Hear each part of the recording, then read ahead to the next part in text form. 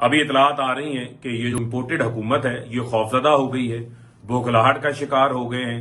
इन्होंने पीटीआई के वर्कर्स के घरों के ऊपर रेड करने शुरू कर दिए हैं, चादर और चार दीवारी का तकद्दुस पामाल कर रहे हैं। इनको ये मैं बात बताना चाहता हूं कि ये आजादी मार्च अब रुकने वाला नहीं है। पूरी पाकिस्तानी कौम इस्लामाबाद आ रही है इमरान खान की क्यादत के अंदर। शहबाज शरीफ, तुमने जितना जोर लगाना है तुम लगा लो, तुम्हारे दिन जो है वो गिने जा चुके हैं और इंशाल्लाह तमाम वर्कर्स इस्लामाबाद पहुंचेंगे। ये हमाद अजहर के घर गए हैं, फैसलाबाद में इन्होंने रेड्स शुरू किए हैं, पूरे पंजाब से इतलात आ रही हैं।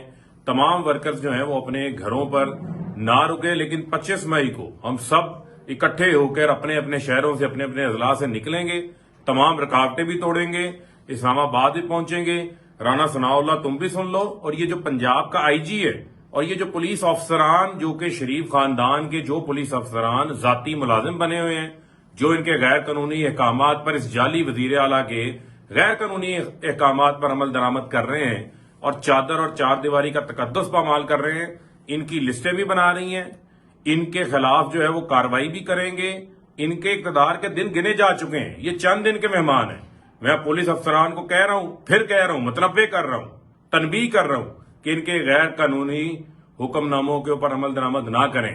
इंशाअल्लाह 25 मई को इस्लामाबाद आ रहे हैं, हकीकी आजादी मार्च भी होगा, रोक सको तो रोक लो।